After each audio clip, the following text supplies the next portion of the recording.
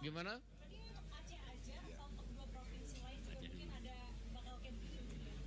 Jadi begini, kita ini membuat Satgas Pemulihan Pasca Bencana DPR maupun Satgas Rekonstruksi Rehabilitasi Bencana Pasca Bencana Sumatera. Jadi Sumatera itu kan yang terkena bencana adalah Sumatera Barat, Aceh, dan Sumatera Utara. Nah sehingga yang dilakukan di sini adalah rapat-rapat terintegrasi nanti adalah dalam rangka memecahkan dan solusi dan percepatan terhadap 3 daerah tersebut. Demikian.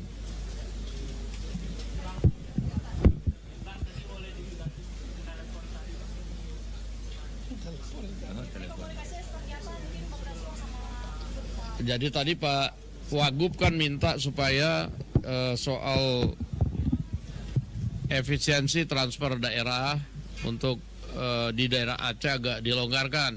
Nah sehingga tadi Menteri Keuangan minta tolong supaya bisa diambil satu diskresi. Saya tadi cuma menyambungkan hasil pembicaraannya, mungkin Menteri Keuangan yang akan menyampaikan.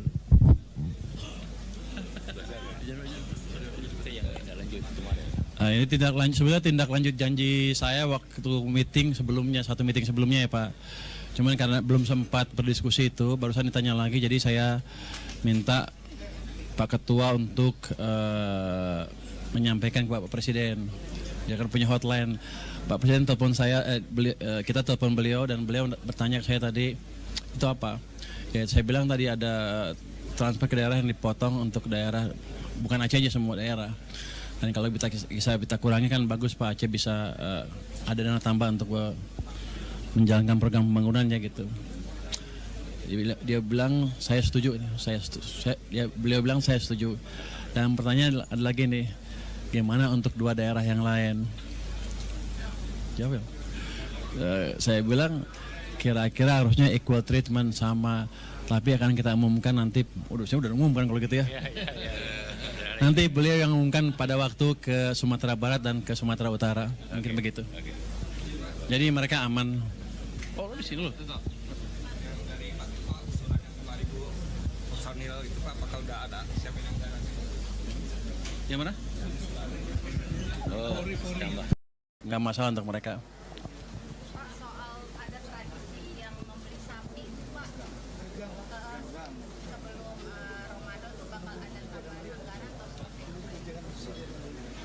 Gini, nanti kalau uang itu udah masuk, paling nggak daya belinya udah bagus sedikit kan. Seandainya butuh sapi pun, yang dibantu nggak sebanyak pada saat sekarang. Itu saya pikir sih nanti akan diputuskan seperti apa. Tapi dengan bantuan dana seperti tadi, di pengembalian uang ke asalnya, transfer dari ke asalnya, mereka punya cukup uang untuk melakukan hal tersebut. Kalau Anda lihat tadi kan saya bilang kan kayak Aceh Tamiang, saya transfer 40 sekian miliar sekarang. Dia punya di rekeningnya 130.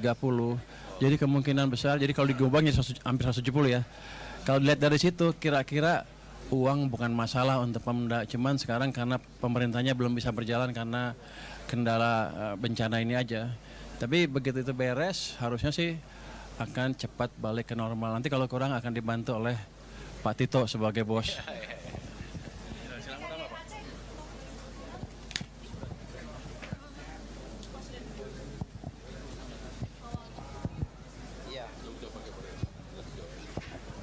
Ya, pertama sekali atas nama pemerintah Aceh, kami 23 kabupaten kota mengucapkan ribuan terima kasih kepada Prof. Dasko dan kepada rombongan Ketua Satgas dan juga kepada Pak Purbaya, yang teristimewa kepada Pak Presiden Prabowo Subianto. Tadi dalam rapat, begitu Prof. Dasko menghubungi Pak Presiden, langsung berbicara dengan Pak Menteri Keuangan, Pak Purbaya, dan langsung beliau menjawab dengan tegas. Saya dengar tadi bahwa untuk Aceh dikembalikan. Jadi artinya TKD kita yang selama ini terjadi efisiensi, Pak Presiden sudah mengembalikan, tinggal kami menunggu dan pengajuan berikutnya. Kemudian satu lagi, dalam rapat ini kami cukup luas, banyak hal kami diskusi tadi Pak Ketua Satgas, Pak Tito, juga telah memaparkan langkah-langkah kerja ke depan ini, dan beliau mulai hari ini telah berkantor di Aceh sampai hari berikutnya. Begitu teman-teman wartawan. Kami kembali kepada Prof. Dasko.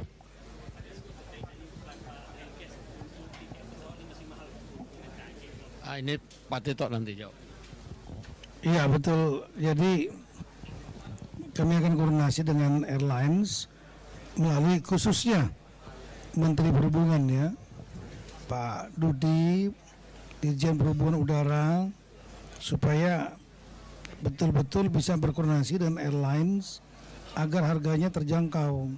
Karena kita tahu pada waktu Nataru kemarin ada kebijakan dari pemerintah pusat yang diumumkan oleh Menteri Keuangan, diskon angkutan udara. Itu sebenarnya usulan dari saya waktu itu, karena saya diberi tugas oleh Bapak Presiden untuk menurunkan inflasi daerah. Kalau biasanya menjelang Natal Tahun Baru, Lebaran, airline menaikkan. Saya bilang not fair lah, karena kan jumlah penumpang penuh. Jadi kalau untung silakan untung, tapi jangan untung terlalu tinggi. Mengambilnya biasanya harga acuan pemerintah yang tertinggi. Nah, itu otomatis akan memberatkan masyarakat dan itu akan memicu inflasi. Terbukti di bulan Desember itu terjadi kenaikan sedikit inflasi dari 2,72 menjadi 2,292. Penyumbangnya salah satunya lah transportasi angkutan udara. Nah ini jadi kami akan koordinasi dengan Pak Menteri Perhubungan lagi ya, supaya betul-betul airline ini bisa ya entah dengan cara soft atau dengan cara yang keras sedikit, supaya betul boleh untung tapi jangan sampai memberatkan masyarakat dan menaikkan inflasi. Terutama nanti menjelang Lebaran. Biasanya trennya akan muncul di situ, di Natal Tahun Baru dan menjelang Lebaran. Ketika penumpangnya padat, dia naikkan harga. Itu sebaiknya janganlah. Ini nasionalisme nih soal bencana. Terima kasih.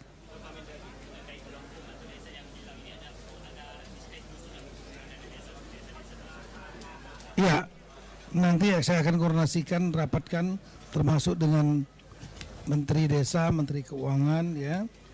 Otomatis kan nggak bisa disalurkan anggarannya sekarang, karena desanya nggak ada, orangnya juga nggak ada. Sementara mungkin di hold dulu sambil menunggu mereka relokasi. Begitu sudah ada relokasi nanti koordinasi kita dengan Menteri Pemukiman, Pak Arad Sirait, ya. Apakah direlokasi satu desa, bisa juga nanti sebagian saja mau pindah, sebagian lagi nggak mau pindah ke tempat yang baru. Mungkin dia punya tanah sendiri yang ingin dibangunkan, sehingga desanya bisa saja membentuk desa baru, bisa saja desanya hilang. Nah kalau desanya baru, ya kita akan hitung lagi, ada perhitungan itu. Berapa bagiannya mereka, kalau penduduknya kurang, ya dikurangi juga. Tapi kalau seandainya desanya lengkap, ya mereka mendapatkan dana yang lengkap yang di hold dulu. Karena mau diserahkan ke siapa? Mau apa yang dibangun kan? Orang longsor sudah hilang semua, banjir. Nah kemudian kalau seandainya nanti dia ternyata hanya sedikit saja ke tempat relokasi desa baru, yang lainnya memilih tinggal tempat lain, kita akan hitung apakah ini masih layak untuk menjadi desa. Kalau dia layak menjadi desa, ya kita ada thresholdnya, ada benchmarknya, jumlah penduduk dan lain-lain. Kalau seandainya ternyata ini nggak bisa menjadi desa lagi, ya otomatis digabungkan dengan desa sebelahnya. Tapi kalau anggarannya ya berarti ikut anggaran desa sebelahnya, ditambah itu anggarannya. Tapi kalau seandainya desa itu hilang sama sekali, ya otomatis nggak dapat dana desanya di situ. Ya, penduduknya akan ikut kepada desa yang baru. Makasih.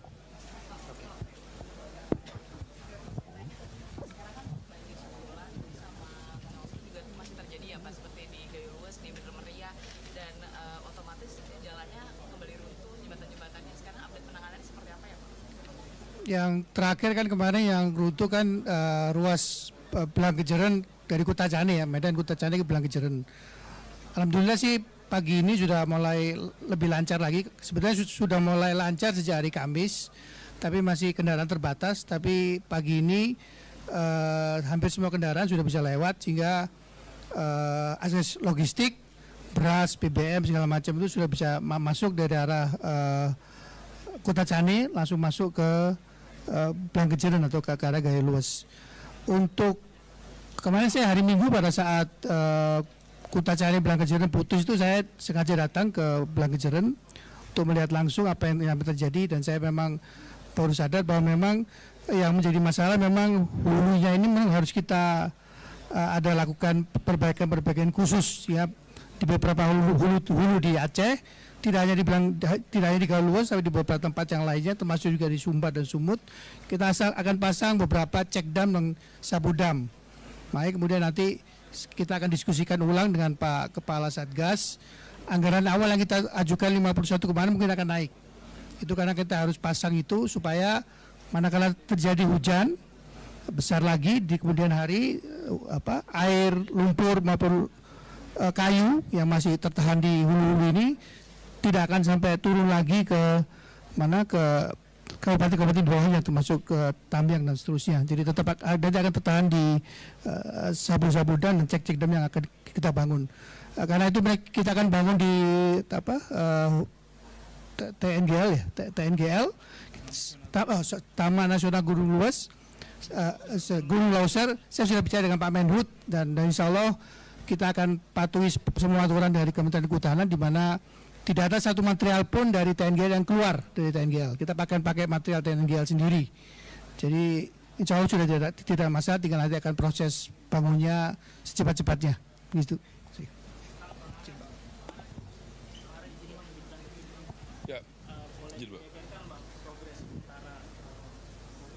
Ya, kita tadi izin Pak Ketua, kita tadi sudah sampaikan kepada Pak Prof Dasko, juga Pak Tito, dengan arahan Presiden dan Pak Dasko yang kita bergerak cepat, kita sudah usulkan cukup banyak titik-titik di Aceh, Sumatera Utara dan Sumatera Barat yang untuk hunian tetap. Dan prosesnya juga kita sudah siap dengan tim, dan saya pikir acara hari ini sangat efektif karena kita juga udah cari tempat-tempat yang nomor satu secara teknikal aman, artinya tidak banjir, tidak longsor. Yang kedua yang secara hukum tidak bermasalah. Yang ketiga juga itu harus dekat dengan ekosistem seperti dengan ladangnya, dekat sekolah anak-anaknya dan sebagainya. Dan kami dapat kerjasama yang baik. Saya pikir Pak Wagub bekerja dengan cepat dan efektif ya. Bupati-bupati juga sangat membantu. Kita siap intinya dari perumahan untuk bisa segera melakukan itu dan sesegera mungkin, karena kita akan membangun hunian tetap. Itu adalah tugas kami, membangun hunian tetap sesuai dengan job desk-nya. Demikian. Ya.